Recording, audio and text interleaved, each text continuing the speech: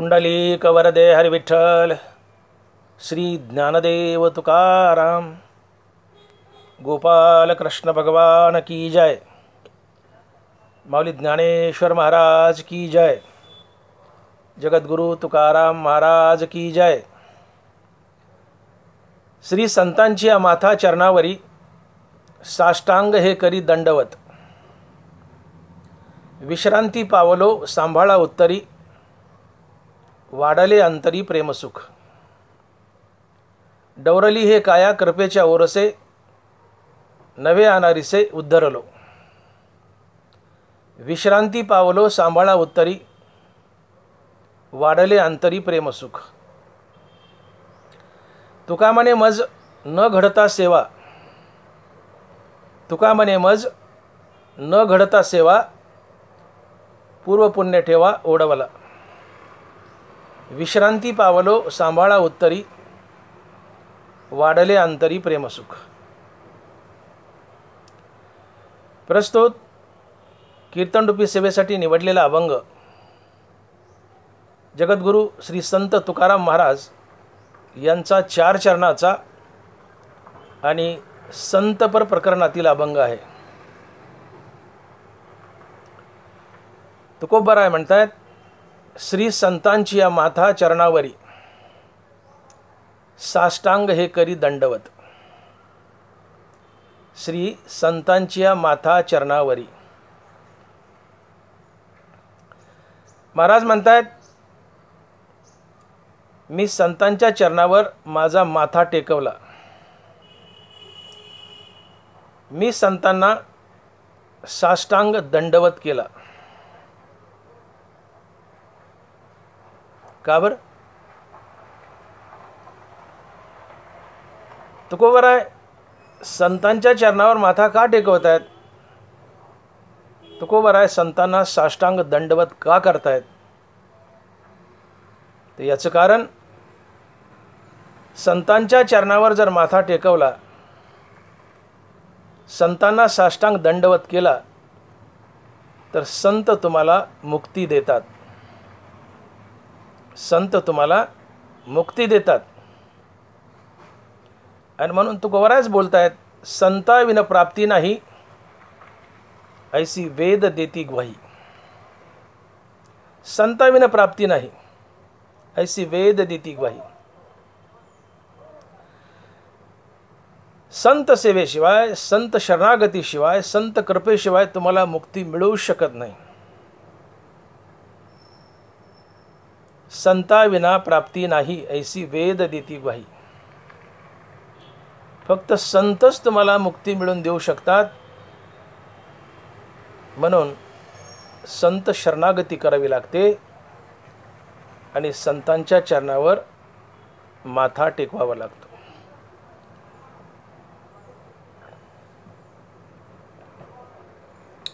अभंगाची सुरुवात तुकोबरांनी संत या शब्दापासून केली आहे। मग नेमकं संत कुणाला म्हणावं? आपल्याकडं जसं दगडागानीच विचूय, दगडागानीच विंचू, तसं आपल्याकडं दगडागानीच संत झालाय। 4 कीर्तनं 4 प्रवचनं केली की मनुष्य स्वतःला संत म्हणून घेतो आणि समाजही त्याला संत म्हणतो। हे कीर्तनकार प्रवचनकार हे संत नसतात, हे संत वाङ्मयाचे प्रचारक असतात। पुढे या कीर्तनकार प्रवचनकारातूनच संत जन्माला येतात। हे कीर्तनकार प्रवचनकारच पुढे संत बनतात। परंतु याचा अर्थ असा नाही की प्रत्येक कीर्तनकार आणि प्रत्येक प्रवचनकार हा संतच आहे। यातूनच पुढे संत जन्माला येतात। परंतु प्रत्येक कीर्तनकार प्रवचनकार संत नसतो। तर कीर्तनकार प्रवचनकार हे संत वाङ्मयाचे प्रचारक असतात। आम्ही अर्ध्या हळकुंडात पिवळे होतो, पी हळदन हो गोरी। 10 ओव्या 10 अभंग पाठ झाले की ते धोपटत राहायचं वर्षभर। वर्षभर एकच अभंग घ्यायचा, गाव बदललं तोच अभंग, गाव बदललं तोच अभंग। कोण पाहिलं येते? काल काय कीर्तनला अभंग घेतला कोण बघायला येतो? आज या गावात जो अभंग घेतला आहे, उद्या दुसऱ्या गावात तोच, तिसऱ्या गावात तोच, वर्षभर एकच अभंग धोपटत राहायचा, एकच अभंगावर कीर्तन. 10 अभंगाची पाठ करायची गरज नाही. असे 4 अभंगावरचे आम्ही महाराज स्वतःला संत म्हणून घेतो. ही चूक आहे म्हणू नये. हा ठीक आहे, तुम्ही आम्ही संत वाङ्मयाचे प्रचारक आहोत, संत नाही. मग संत कोणाला म्हणावं? नाथ महाराज संताची व्याख्या सांगतायत. नाथ महाराजांनी तसे भागवतामध्ये एकूण संताची 16 लक्षणं सांगितली आहेत. तिकडं गेलं तर विषांतर होईल, पण संताची काही ठळक प्रमुख लक्षणं सांगतो की ज्यावरून संत ओळखावा. नाथ महाराज म्हणतात, एका जनार्दनी भक्त, भक्त म्हणजे संतच, एका जनार्दनी भक्त देव त्यांचं अंकित दास होय. ज्यांनी प्रत्यक्षात पांडुरंग पाहिलाय आणि पांडुरंगानं ज्याची चाकरी केली, दास्यत्व केलंय, फक्त तोच संत असतो. एका जनार्दनी भक्त देव त्यांचा अंकित दास होय. ज्यांनी प्रत्यक्षात पांडुरंग पाहिलाय आणि पांडुरंगानं ज्याची चाकरी केली आहे, दास्यत्व केलंय, फक्त तोच संत असतो. तात्पर्य, ज्याच्याजवळ विवेक वैराग्य आहे, श्रीगुरूच्या कृपेने ज्याला आत्मज्ञान झालंय, जो मुक्त आहे, जो मुक्तीवर भजनयुक्त आहे,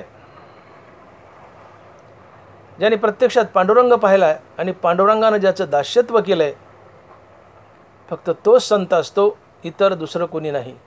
आणि म्हणून नाथ महाराज म्हणतात की एका जनार्दनी भक्त देव त्यांचा अंकित दास होय.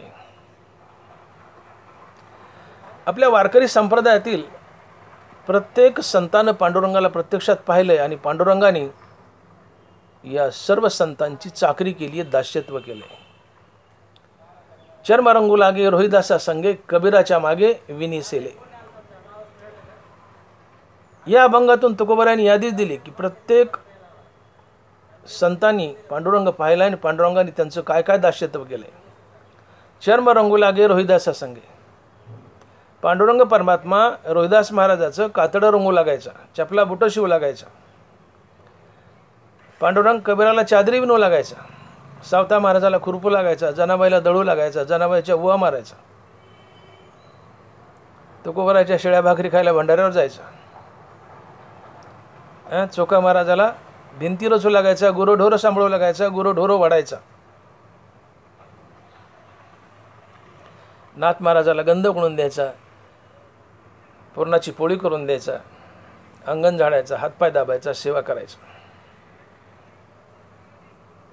पांडुरंगानं प्रत्येक संतांचं दास्यत्व केलंय. आणि म्हणून नाथ महाराजानं 16 लक्षणं सांगितली संताची, त्यातले प्रमुख 2-4 सांगतो. वेळ नाही, तिकडे गेलं तर विषांतर होईल. की ज्याच्याजवळ विवेक वैराग्य आहे, ज्याच्याजवळ विवेक वैराग्य आहे, श्रीगुरूच्या कृपेने ज्याला आत्मज्ञान झाले, जो मुक्त आहे, जो मुक्तीवर भजनयुक्त आहे, ज्याने प्रत्यक्षात पांडुरंग पाहिला आणि पांडुरंगानं ज्याचं दास्यत्व केलंय, फक्त तोच संत असतो, इतर दुसरं कोणीही नाही. जो ज्ञान गिळून गोविंद गातो, फक्त तोच संत असतो, दुसरं कोणी नाही. जो देव होऊन देवाचं नाव घेतो, फक्त तोच संत असतो, दुसरं कोणी नाही. संताची सोपी व्याख्या करायची असेल तर ती अशी करता येते की जो देव होऊन देवाचं नाव घेतो, तो संत असतो. मुक्तीवरी भजनयुक्त महाभागवत उद्धव, जे जे भगवत भजन करिजे तया भागवत म्हणिजेत. मुक्तीवरी भजनयुक्त महाभागवत उद्धव. भागवत म्हणजे भक्त. तुम्ही आम्ही भागवत आहोत, भगवंताचे भक्त आहोत, पण आम्हाला मुक्ती मिळालेली नाही म्हणून फक्त भागवत. पण ज्यांना मुक्ती मिळाली आणि मुक्तीवर भजनयुक्त आहे ते महाभागवत, आणि तो उद्धव आहे. म्हणून मुक्तीवरी भजनयुक्त महाभागवत उद्धव. महाभागवत म्हणजे संत. ऐसा बोधची केवळू होऊन असे निष्कळू, त्याही वरी भजन शिळू माझ्या ठाई. आत्मबोध झालाय, आत्मबोध होऊनही मुक्तीवर भजनयुक्त आहे. मुक्ती मिळूनही भगवंताचे गोडवे नामस्मरण चालूच आहे, तो संत असतो. देहून देवाचं नाव घेतो तो संत असतो. मीची होनी पांडवा करीती माझी सेवा. मीची म्हणजे देवहून, देवहून देवाचं नाव घेतो तो संत असतो. मीची होनी पांडवा करीती माझी सेवा. तात्पर्य जो देहून देवाचं नाव घेतो तो संत असतो. आणि अशा संतांना तुकोबाराय शरण जात आहेत आणि अशा संतांच्या चरणावर तुकोबाराय माथा टेकवत आहेत. हे अभंगाच्या पहिल्या चरणात. आणि महाराज लिहित आहेत की श्री संतांची माथा चरणावरी, श्री संतांची माथा चरणावरी साष्टांग हे करी दंडवत. तुकोबाराय म्हणतात की मी संतांना शरण गेलोय, संतांच्या चरणावर मी माझा माथा टेकवलाय, नवे नवे मी संतांना साष्टांग दंडवत घातलाय. साष्टांग हे करी दंडवत. दंडवत या शब्दाचा अर्थ माहिती आहे का? ज्ञानोबा ज्ञानेश्वरीमध्ये दंडवत या शब्दाचा अर्थ सांगतायत. माऊली लिहित आहेत, लिंग का प्रतिमा दिठी देखत खेव अंगेष्टी, लोटीजे का काठी पडली जैसी. लोटीजे का काठी पडली जैसी.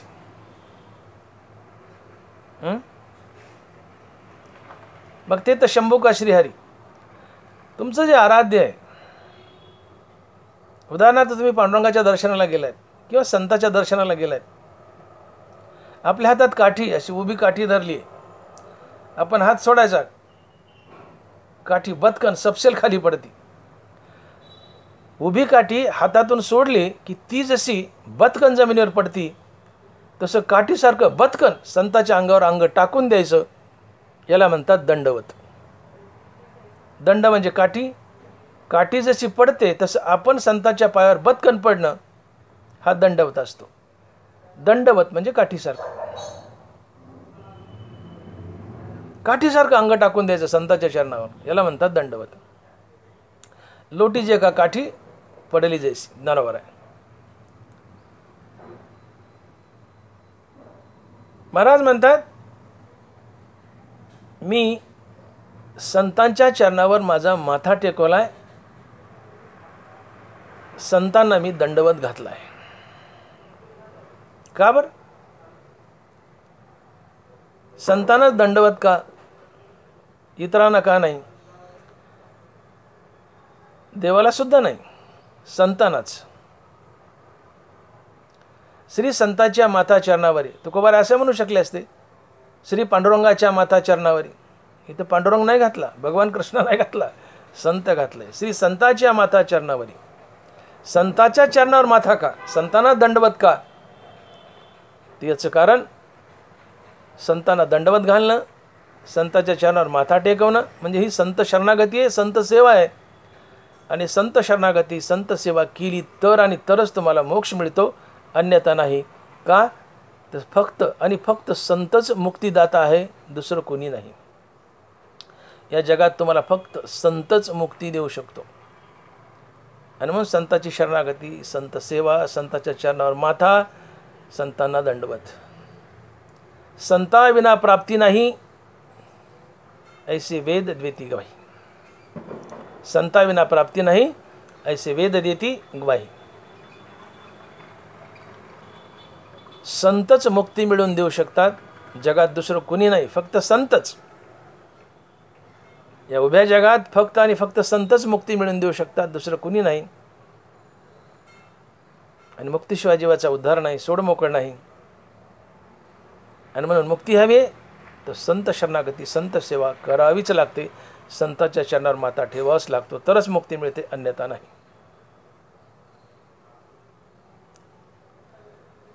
पण गंमत अशी आहे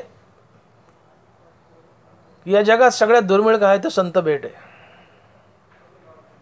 जसं परीस आणि अमृत दुर्मिळ आहे. भेटतं का परीस आणि अमृत? पुस्तकात गोष्टी वाचतो आपण, पण प्रत्यक्षात पाहायला मिळते का अमृत? परीस मिळतो का? नाही मिळत. परीस आणि अमृत जसं दुर्मिळ आहे तशी संत भेटी ही दुर्मिळ आहे. या जगात 3 गोष्टी अतिशय दुर्मिळ आहेत. नंबर 1 मनुष्यजन्म. नंबर 2, मनुष्यजन्म मिळालाच तर त्या माणसाला परमार्थाची आवड निर्माण होणं. आणि नंबर 3, माणसाला परमार्थाची आवड निर्माण झालीच तर तो परमार्थ कडीला नेणारे संत भेटणं. या 3 गोष्टी या जगात अतिशय अतिशय दुर्मिळ आहेत. पहिली गोष्ट, मनुष्यदेह अतिशय दुर्मिळ आहे. मनुष्यदेह दुर्मिळ जाना, तुम्ही वासुदेव वासुदेव म्हणा. नाथ महाराज, दुर्लभो मनुष्यदेह. मनुष्यदेह दुर्मिळ जाना. नाथ महाराज बोलतात की भरतखंडी नरदेहाची प्राप्ती हे तो परमभाग्याची संपत्ती. त्याहीवरी जो परमार्थी तयाचा वशवर्ती मी परमात्मा. मनुष्य जन्म अतिशय दुर्मिळ आहे. मनुष्य जन्म अतिशय दुर्मिळ आहे आणि त्यातल्या त्यात भारत देशात मिळाला तर तो भाग्यवान आहे म्हणले. परमभाग्याची संपत्ती. मनुष्य जन्म मिळावा आणि भारतात मिळावा आणि तो मनुष्य परमार्थी का असावा. भगवान कृष्ण बोलतात की मी त्याचा वश होतो, त्याच्या अधीन होतो, त्याच्या मागे पुढे फिरतो. साध्या भाषेत मी त्याचा फॅन होतो, मी त्याचा फॅन होतो, हे भगवान कृष्ण म्हणतात. कोणाच्या? परमार्थिक माणसाच्या. म्हणून मनुष्य देह अतिशय दुर्मिळ आहे, कारण याच देहातून मुक्ती आहे, बाकी कुठल्याच जीवनीतून नाही आहे. म्हणून या देहाला महत्त्व आहे. म्हणून स्वर्गीची आम्हाला इच्छिता ती देवा मृत्यूलोकी व्हावा जन्मामा. ते टोकतायत वरून की देवा मृत्यूलोकात होतो. त्यावेळेस कोण? स्वर्गीय देवता बोलतात, इंद्र वगैरे. देवा जेव्हा मृत्यूलोकात माणसं होतो आम्ही, त्यावेळेस मनुष्य जन्माचं आम्हाला महत्त्व कळालं नाही. आम्ही मनुष्यदेह विषयभोग आणि नश्वर वस्तू संग्रहात खर्च केला. पुण्य मिळवलं, पुण्याच्या वेळा स्वर्गाला आलो देवा. पण देवा तू दुरावलास. इथं स्वर्गात देवा तुझं भजन नाही आहे, तुझी प्राप्ती नाही आहे, इथं मोक्ष नाही आहे. देवा आम्हाला कंटाळा या भोगाचा आणि अमृत प्यायचा. आता आम्हाला तू हवा आहे. आम्हाला मृत्यूलोकात जन्म घालन, माणसाचा जन्म दे. स्वर्गीचे अमर इच्छिता ती देवा मृत्यूलोकी व्हावा जन्म. आणि मग स्वर्गातले अमर आमच्याकडे बघून टोकतात. आपण लहानपणी खेळ खेळायचो. लहान पोरं काही काही खायला घेऊन यायचे, ते एकटंच खायचं, समोरच्याला द्यायचं नाही. मग पुढच्याच तोंडाला पाणी सुटतं. मग चिडवायचं पुढच्याला, टुकटुक माकूड आम्ही खाऊ पापूड, तू का हाल्याचा मेकूड. टुकटुक माकूड आम्ही खाऊ पापूड, तू खा हाल्याचा मेकूड. पुढच्याला चिडवायचं. याने शेंगदाणे खायचे, मुरकुल खायचं, गोळ्या खायच्या, काहीतरी खायचं आणि पुढच्याला चिडवायचं, टुकटुक माकूड. तसं तुम्ही आम्ही मनुष्य जन्मात आहोत. या मनुष्य जन्माचं महत्त्व समजून घ्या. तुम्ही इंद्राला करावं टुकटुक माकूड, इंद्रा आम्ही खाऊ पापूड, तू का हाल्याचा मेकूड. यात वाचाळपणा नाही, हे वास्तव आहे. इंद्राला हे नव्हा तुम्ही. तो इंद्र तडपतोय, मनुष्याचा जन्म मागतोय पांडुरंगाला, आणि तो मनुष्य जन्म आम्हाला सध्य आहे याची कदर करा, याचा सदुपयोग करा. भगवत भजनात या देहाला झिजवा आणि मुक्ती मिळवा. संत शरणागती करा आणि मुक्ती मिळवा. हा पुन्हा लवकर नाही आहे. अंदाजे 10-12 कोटी वर्षानंतर मनुष्यजन्म मिळतो, पण फार उशिरा. 10-12 कोटी वर्ष. ते कधी जावेन काय जावेन ही अंदाजे फिगर बोललो मी. It's not exact. एक अंदाजे 10-12 कोटी वर्षानंतर मनुष्यजन्म मिळतो. मनुष्यजन्म अतिशय दुर्लभ आहे. बरा मनुष्यजन्म मिळालाच तर त्या माणसाला परमार्थाची गोडी लागणं हे अजून अवघड आहे. मनुष्यजन्मच अवघड आणि मिळालाच तर त्याला परमार्थाची गोडी निर्माण होणं हे अजून अवघड आहे. उद्धवानं फार सुंदर प्रश्न विचारला देवाला भागवतामध्ये. उद्धव म्हणतो, देवा ऐसी तुझी सुलभ भक्ती तरी आगवेची भक्ती का न करीती. ऐका नीट, भागवतात नाथ महाराज लिहित आहेत. उद्धव बोलतो देवाला, ऐसी तुझी सुलभ भक्ती तरी आगवेची भक्ती का न करीती. देव म्हणे भाग्याविन माझी भक्ती न घडे निश्चिती उद्धवा. देव म्हणे भाग्याविन माझी भक्ती न घडे निश्चिती उद्धवा. उद्धव म्हणतो, देवा कृष्णा तुझी भक्ती जर एवढी सोपी तर सगळे तुझी भक्ती का करत नाहीत. देव म्हणतायत भाग्याविन माझी भक्ती न घडे निश्चिती उद्धवा. माझी भक्ती, माझं नामस्मरण हे भाग्यवानाच्या तोंडात येतं. पुण्यवानाच्याच तोंडात येतं. देव म्हणे भाग्याविन माझी भक्ती न घडे निश्चिती उद्धवा. म्हणून मनुष्यजन्म अतिशय दुर्मिळ आहे, हुकून चुकून मिळालाय पण त्या माणसाला भगत भजनाची हरिनामाची गोडी निर्माण होत नाही, परमार्थाची गोडी निर्माण होत नाही. बरं, हुकून चुकून परमार्थाची गोडी झालीच तर त्याचा परमार्थ कडीला नेणारे संत त्याला लवकर भेटत नाहीत. का? तर जगात सगळ्यात दुर्मिळ काय तर संत आहेत. बहु अवघड आहे संत भेटी, बहु अवघड आहे संत भेटी. तो कोबर आहे तो महात्मा धनुर्धरा दुर्लभवाती. बरोबर आहे. तो महात्मा धनुर्धरा दुर्लभवाती. या जगात सगळ्यात दुर्लभ काय, अवघड काय तर संत भेटी. संत भेट लवकर होत नाही. मी बोललो की अमृत आणि परीत जसे दुर्मिळ आहेत तशी संत भेट दुर्मिळ आहे. तिळतिळ पुण्य साचा पडे तरी ते बहुता जन्मी जोडे, वाचेसी नाम तुझे आतुडे समागम घडे संतांचा. बिन पुण्य नाही संत न भेटी. तिळतिळ तिळतिळ पुण्य साठवावं लागतं, अनेक जन्मात जोडावं लागतं, तेव्हा कुठं भगवंताचं नाम मुखात येतं आणि संताची भेट होती. पुण्यवानाच्या तोंडात देवाचं नाव येतं, पुण्यवानाला संत भेटतात, इतराला नाही. अशी संत भेट अतिशय दुर्मिळ आहे. आणि अशा संताच्या चरणावर तुकोबर यांनी माथा ठेवलाय, संतांना साष्टांग दंडवत केलाय आणि आपला उद्धार करून घेतलाय. का तर संत मुक्ती देतात. मग संत भेटी तर अतिशय दुर्मिळ आहे. मग आमच्यासारख्या सर्वसाधारण साधकानं काय करावं? हे संत आणायचे कुठून? मग आमचा उद्धार होणारच नाही का? जरूर होईल. संतही भेटतील. त्यासाठी काय करा? तुम्ही सदशिष्य बना. सदशिष्य बना. तुम्ही सदशिष्य बनले की सद्गुरू आपाप तुम्हाला शोधत येतो. तुकोबाराय बोलतात, माझ्या विठोबाचा कैसा प्रेम भाव, आपणची देव होय गुरु. तुम्ही सदशिष्य बना. विठोबा परमात्मा दयाळू आहे. तो सद्गुरूचं संताचं रूप धरतो, तुम्हाला येऊन भेटतो. अहम ब्रह्मास्मी या महावाक्याचं श्रवण करून तुम्हाला मुक्त करतो. तुम्ही संत भेटीची सद्गुरूची काळजी करू नका. तुम्ही सदशिष्य बना. सद्गुरू तुम्हाला शोधत येईल. ज्ञानोबराई साक्ष देत आहेत. ऐसी कर्म समेदशा होय ते तर विरेशा, मग श्रीगुरु आपेसा भेटेची गा. हे वाक्य ऐका, श्रीगुरु आपेसा भेटेची गा. आता ही कर्मसाम्य दशा वगैरे हा फार मोठा विषय, तिकडे गेलं तर विषयांतर होईल, वेळ जाईल. पण एवढंच सांगतो आणि पुढे जातो की तुम्ही सदशिष्य बना. श्रीगुरु तुम्हाला शोधत येतो. सदशिष्य म्हणजे तुमच्यापाशी निष्काम कर्मयोग आणि निष्काम हरिनाम या दोन गोष्टींनी तुम्हाला विवेक वैराग्य प्राप्त होतं.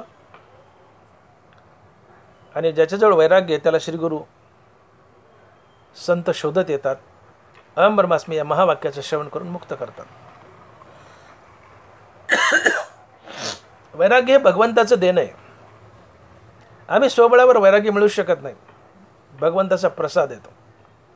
वैराग्य सिद्धी देजे पसाय तया, ही ओळी आहे का ज्ञानोबरायची. हा प्रसाद आहे, पसाय. वैराग्य सिद्धी देजे पसाय तया, येण्याची पूजे रिजलेनी आत्मराजे, वैराग्य सिद्धी देजे पसाय तया. वैराग्य हा भगवंताचा प्रसाद आहे. भगवंतच देऊ शकतो वैराग्य तुम्हाला, इथं दुसरं कुणी नाही. स्वबळावर वैराग्य मिळवता येत नाही. भगवत कृपा झाली तरच वैराग्य मिळतं.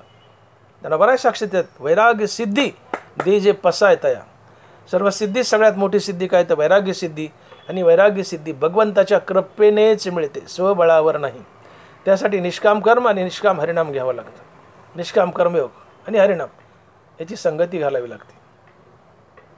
तया सर्वात्मका ईश्वरा स्वकर्म कुसुमाची वीरा, पूजा केली हो या परातोषा लागे. निष्काम कर्माना निष्काम हरिनामानं जर भगवंताला भजलं तर तो संतुष्ट होतो, प्रसन्न होतो. त्या बदल्यात तुम्हाला प्रसाद म्हणून वैराग्य देतो. तुमच्याजवळ वैराग्य आला श्रीगुरु तुम्हाला शोधत येतो. अहम ब्रह्मास्मी या महावाक्याचं श्रवण करून मुक्त करतो. आणि म्हणून सदशिष्य बना. आता कर्मसंभेद दशा मी सोडून देतो, पुढं चालतो. निष्काम कर्म करा, निष्काम हरिनाम घ्या, तुम्ही सदशिष्य बनाल. सद्गुरू शोधतील. का येऊनी फळाचा घडू पारुशली केळीची वाडू, श्रीगुरु भेटोनी करी पाडू बुभुत्सू जैसा. श्रीगुरु भेटोनी करी पाडू बुभुत्सू जैसा. श्रीगुरु स्वतः येऊन तुम्हाला भेटतो. श्रीगुरु अपेसा भेटेची का. तुम्ही सदशिष्य बना. श्रीगुरु आपाप येतो आणि भेटतो. मग सदशिष्य बनणं म्हणजे काय. निष्काम कर्मयोगानं, निष्काम हरिनामानं आपल्या हातील अहंकार जाळायचा. काम, क्रोध, लोभ, मद, मोह, मत्सर हे सगळे जाळायचे. विकार रहित व्हायचं आणि विकार रहित होऊन देवापुढे उभं राहायचं. मग तुम्हाला देवात मिसळता येतं. सुवर्णमणी सोनिया का कल्लोळ जैसे पानिया, तैसे मज धनंजया शरण येतो. पाण्याला शरण जायचंय, पाणी बनून जा, तेल बनून नाही. पाण्याला शरण गेलायत आणि तेल बनून गेलायत तर पाण्यावर तरंगाल, पाण्यात मिसळणार नाहीत. तेल पाण्यावर तरंगतं का, तर तेल पाण्यापेक्षा हलकं आहे. गुरुजींनी शाळेत प्रश्न विचारला, मुलांनो तेल पाण्यापेक्षा हलकं आहे म्हणून तेल पाण्यावर तरंगतं, मग तेलापेक्षा हलकं काय. पोरं म्हणले भजे. भजे का, तर भजे तेलावर तरंगतात. विनोदाचा भाग सोडा. पाण्याला शरण जायचे, पाणी बनून जा, पाण्यात मिसळता येईल. देवाला शरण जायचे, देव बनून शरण जा, देवात मिसळता येईल. मग देव कसा आहे, निर्विकारी आहे, अहंकार शून्य आहे. काम, क्रोध, लोभ, मद, मोह, मत्सर हे विकार देवाजवळ नाही. देव विकार रहित आहे. विकार टाका, अहंकार टाका. निष्काम कर्मयोग, निष्काम हरिनामानं अहंकार मारा. राम म्हणता काम क्रोधाचे धन, होय अभिमान देशधडी. रामनामानं अभिमान देशधडीला पळून जातो. काम क्रोध मरतात. तुम्ही निर्विकारी होता, देव निर्विकारी आहे. मग निर्विकारी होऊन देवापुढे उभा राहा, निर्विकारी देवात मिसळता येतो. हनुमान ज्ञानमाला लिहितात की स्वर्णमणी सोनिया का कल्लोळ जैसे पानिया, तैसे मज धनंजया शरण येतो. शुद्ध सोन्याला शरण जायचं, शुद्ध सोनं बनून जावं. पाण्याला शरण जायचे, पाणी बनून जावं. देवाला शरण जायचे, देव बनून जावं. देवात मिसळता येतं. जनावरांनी झापले आम्हाला आणि जीवित्वेची असीजे आणि मजही क्षण रेगीजे, धिग्ग या बोली न लजे प्रज्ञा केवी. बावली म्हणतात तुमच्या बुद्धीला काही लाज वाटत नाही का. जीवरूपात आहात, मनुष्यरूपात आहात, अहंकारात बद्ध आहात, काम, क्रोध, लोभ, मद, मोह, मत्सर यात बद्ध आहात आणि मला शरण निघालात आणि माझ्यात मिसळायचं म्हणतात. तुमच्या बुद्धीला लाज वाटत नाही का. म्हणले कसं मिसळता येईल. धिग्ग या बोली न लजे प्रज्ञा केवी. तुमच्या बुद्धीला लाज वाटत नाही का, किंवा सरळ सरळ तुम्हाला लाज वाटत नाही का. म्हणले विकारानं बुजबुज झाले आणि मला शरण निघालात, कसं मिसळता येईल माझ्यात. हे विकार टाका, निर्विकारी व्हा, म्हणजे तुम्ही देव झाले. देवहून देवापुढे उभं राहा, मग देवात मिसळता येतं. आणि देव होऊन निर्विकारी होऊन, अर्थात देव होऊन देवापुढे उभं राहणं, याला म्हणायचं सदशिष्य बनणं. आणि असा सदशिष्य बनलात की सद्गुरू तुम्हाला शोधत येतो, संत तुम्हाला शोधत येतो. तुम्हाला संताची शोधण्याची गरज नाही. आणि असा संत आला रे आला की मग काय, श्री संताच्या माथा चरणावरी साष्टांगे करी दंडवत. संत तुम्हाला शोधत आला, सद्गुरू तुम्हाला शोधत आला. सद्गुरू म्हणजे संत, सद्गुरू म्हणजे श्रीगुरू, एकच आहे. संत, श्रीगुरू, सद्गुरू एकाच अर्थ शब्द आहेत. फक्त संतच श्रीगुरू असतो, सद्गुरू असतो. पण संत तुम्हाला शोधत आला म्हणजे सद्गुरूच आला, श्रीगुरू आला. मग असा संत श्रीगुरू तुम्हाला शोधत आला रे आला, मग काय करायचं. साष्टांग हे करी दंडवत. काठीसारखं अंग टाकून द्यायचं त्याच्या पायावर, चरणावर माथा टेकवायचा. एवढ्यावर भागत नाही. मग या संताची सेवा करायची. नुसतं माथा टेकून भागत नाही, पुढं सेवा करायची. माथा टेकवणं, दंडवत करणं हा प्रारंभ आहे. पण संताची सेवा यातून पुढं अर्थबोध घ्यायचा. आपण संताची सेवा करायची. आता संत सेवा करणे म्हणजे काय. संत आपल्या सेवेने प्रसन्न होतात. मग संत सेवा म्हणजे काय. पुष्कळ असं घडतं. संत सेवा या शब्दाचा अर्थ मी असा घेतो. आपल्याकडे बरंचसं फॅड आहे. एक ग्रुप असतो व्हॉट्सअपवर, एखादा सो कॉल्ड संत असतो, महाराजच असतो, त्याला म्हणत असतात संत. संत नाही पण म्हणत असतात संत. सो कॉल्ड महाराज आडनावाचा तो महाराज, ज्याला ते संत समजतात, तो महाराज आला व्हॉट्सअपवर मेसेज जातो 400-500 लोकांना, भरभर भरभर भरभर मवळासारखे सगळे गोळा होतात, आणि जे तुटून पडतात त्या महाराजच्या अंगावर कचा कचा कचा कचा दाबतात त्याला. पाय, पिंढऱ्या, पाठ, टिंगर, मान, डोकं कचा कचा कचा दाबून त्याचा खिळखिळा करतात, खिळखिळा करतात त्या महाराजाचा. आणि लोक म्हणतात केली आम्ही संत सेवा. ठीक आहे, हे सेवेचं अंग असेल एक छोटं मोठं, महाराजाला कचा कचा दाबणं, पण एवढी संत सेवा नसते. खरी संत सेवा काय? तर संत म्हणतो माझ्या शिष्याने ज्ञानेश्वरी आणि गाथेच्या तत्वावर वागणं ही संत सेवा आहे. श्रीगुरु म्हणतो, संत म्हणतो जो मला माझा शिष्य शरण आलाय, संत म्हणतो माझी खरी सेवा काय, तर तुम्ही ज्ञानेश्वरी आणि गाथेच्या तत्वावर वागा, हीच माझी खरी सेवा आहे. ज्ञानेश्वरी आत्मसात करणं आणि ग्रंथोपजीवी आहे, ज्ञानेश्वरीच्या तत्वावर वागणं हीच खरी संत सेवा आहे. आणि मग ते ज्ञान पैगाबरवे जरी मनी हाती आणावे, तरी संता या भजावे सर्वस्वेसी. ज्ञान हवंय ना, जे मुक्ती देतं ते ज्ञान हवंय, संता या भजावे सर्वस्वेसी.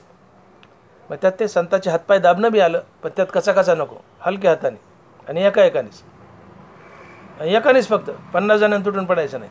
संतांचे हातपाय दाबा हलक्या हाताने, पायाची मालिश करा, तेल चोळा, त्यांचं अंगण झाडा, पाणी भरा, लाकडं आणा, सरपण आणा, गॅस आणा, काय आणायचं तर स्वयंपाक करा, संताला जीव घाला, त्यांचं ताट उचला, धुवून काढा, घासून घ्या,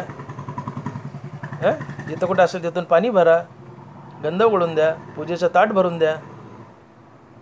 संताला जे जे हवंय जीवन जगण्यासाठी ते सगळं करा. जे श्रीखंडेने नाथ महाराजच्या घरी केलं, अर्थात भगवान कृष्णानं श्रीखंडाच्या रूपात नाथ महाराजच्या घरी केलं, ते सगळं करा, ही संत सेवा आहे. तरी संता या भजावे सर्वस्वेसी, भजावे आणि सर्वस्वेसी, भजायचं आणि सर्वस्वेसी, सर्वतोपरी, मग ते तुम्हाला ज्ञान देतात. मग अपेक्षित आपले तेही सांगतील कीर पुसले, मग अंतकरण बोधले संकल्पा नाही. अशी संत सेवा केली तर तुम्हाला काय अपेक्षा ते सगळं त्याचं उत्तर देतात, सांगतात, तुम्हाला मुक्ती देतात, सारं करतात. ते ज्ञानाचा कुरुटा, ते तर सेवा हाची दारवंटा, स्वाधीन करी सुबटा ओळगोनी. संताची कृपा करून घ्यायची तर सेवा हाच दरवाजा आहे, ती तर सेवा हाची दारवंटा. संत सेवा हाच दरवाजा आहे संत कृपेचा, मुक्त होण्याचा. सेवा हाची दारवंटा, स्वाधीन करी सुबटा ओळगोनी. ओळख म्हणजे सेवा करणे, ओळखणे म्हणजे सेवा. संताची सेवा कर, ओळखणे म्हणजे सेवा करणे. आणि मग तनु मनु जीवे चरणाशी लागावे, अगर्वता करावे दास्य सकळ. तनानं मनानं धनानं जीवानं सर्वतोपरी संताची सगळ्या प्रकारची सेवा करावी. ज्ञानेश्वरी गाथेच्या तत्वासारखं वागावं. भौतिक लौकिक सेवा तर कराच, पण ज्ञानेश्वरी गाथेच्या तत्वासारखं वागावं, ही खरी संत सेवा असते. अगर्वता करावे दास्य सकळ. आणि मी सेवा करतो याचा गर्वही घेऊ नये. आणि मग महाराज म्हणतात की संतांच्या चरणावर मस्तक ठेवा, त्यांना साष्टांग दंडवत करा. याचा अर्थ फक्त त्यांच्या चरणावर मस्तक टेकवा आणि काठी पड्यासारखं अंग आपटून द्या संतांच्या चरणावर, एवढंच नाही तर हे करून त्यांची सेवा करा. ज्ञानोबांनी 4 ओव्यात जे सांगितलं की ते ज्ञान पैगा बरवे जरी मनी हाती आणावे, तरी संता या भजावे सर्वस्वेस. ज्ञानोबाच बोलतात त्या 4 ओव्या ज्ञानोबाच्या.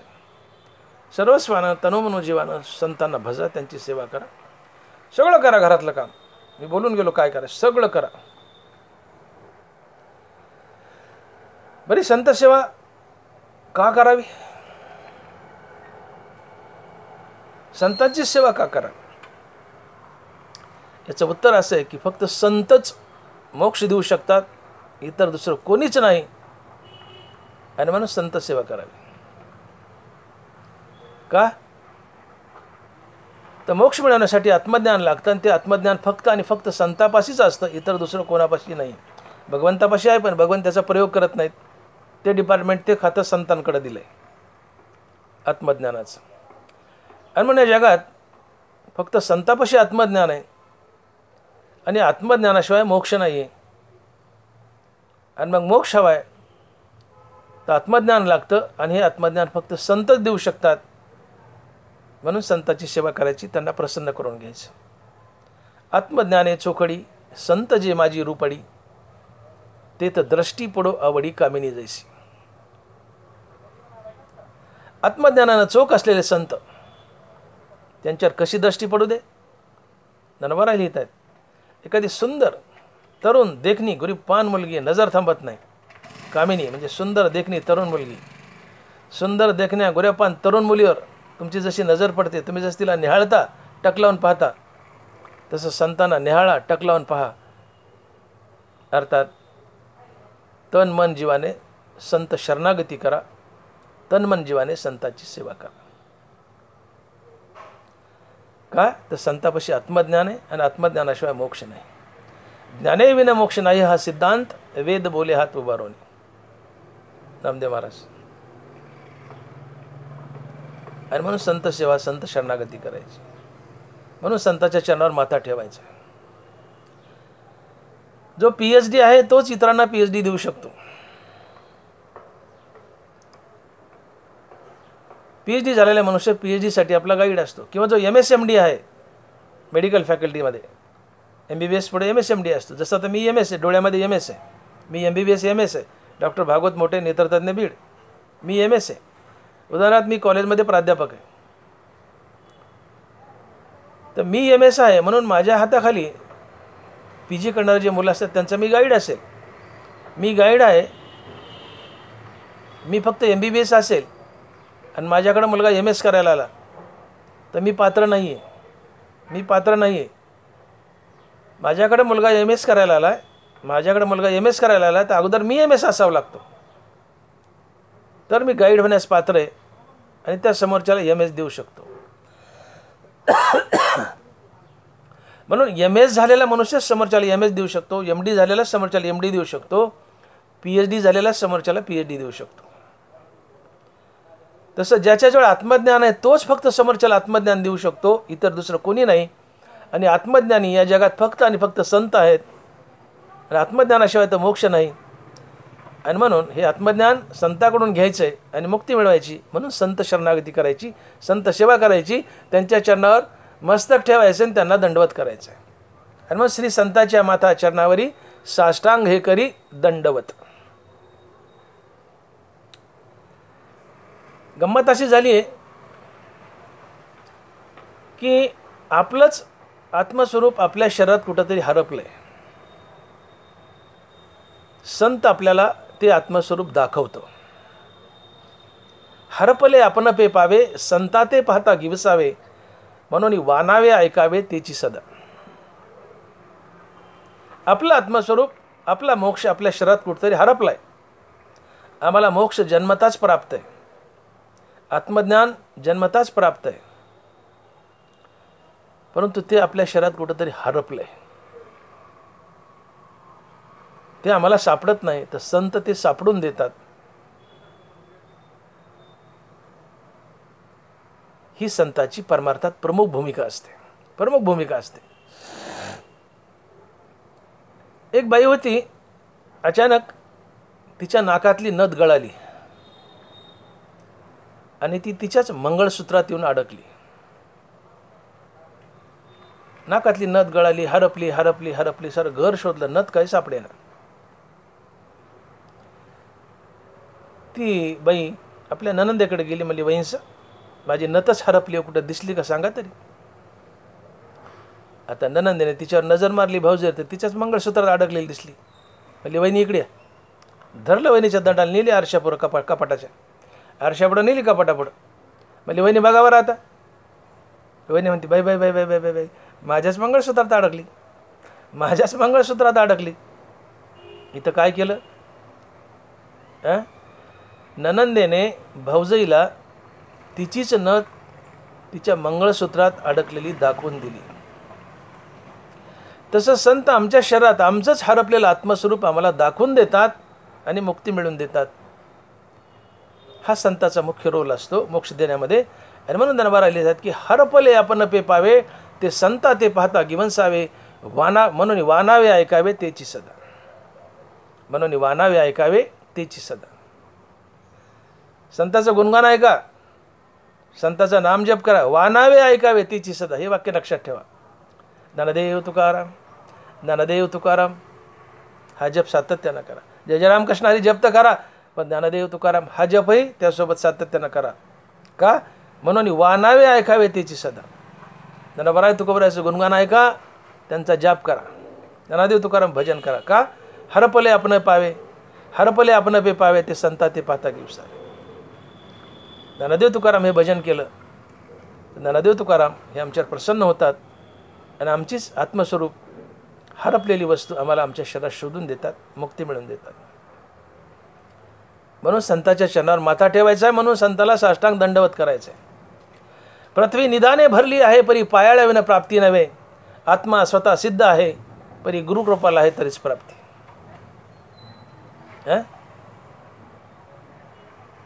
पृथ्वी निधाने भरली आहे. या पृथ्वीमध्ये सगळं सगळं सगळं गबाळ आहे, पण ते शोधण्यासाठी पायाळू लागतं. तसं आमच्या शरीरात आमचं आत्मज्ञान भरलंय, आमच्या शरीरात आमचं आत्मज्ञान मोक्ष भरलाय, पण हा मोक्ष हे आत्मज्ञान शोधून देण्यासाठी संत लागतो. तिथं पायाळ लागतो, इथं संत लागतो. आणि म्हणून मंत्र तंत्र उपदेशिते घरोघरी गुरु आहेत आयते परी शिष्या ते मिळवी सदवस्तू ते तया ते श्रीकृष्ण गुरु माने. ह्या छाचू मॅचू संसारिक गोष्टी सांगणारे, हे तंत्र मंत्र सांगणारे, संसार कसा करावा या गोष्टी सांगणारा गुरु असतो. आई मुलाला काही गोष्टी घरात शिकवते, भाऊ शिकवतात, बहिणी वडील सगळे शिकवतात. संसारिक वस्तूचं ज्ञान जो देतो तो गुरु असतो, परंतु शिष्याला जो मुक्ती मिळवून देतो तो श्रीगुरु असतो. आणि म्हणून जो स्वतः मुक्त आहे आणि शिष्याला मुक्ती मिळवून देतो फक्त तो श्रीगुरु असतो, तो सद्गुरू असतो आणि तो संत असतो. संतच श्रीगुरु आणि सद्गुरू असतो, इतर दुसरं कोणी नाही. मग शिष्या ते मिळवी सद्वस्तू ते तया ते श्रीकृष्ण श्रीगुरु माने. जो आपल्या भक्ताला मुक्ती मिळवून देतो, स्वतः मुक्त आहे भक्ताला मुक्ती मिळवून देतो, तो श्रीगुरु असतो, तो संत असतो. आणि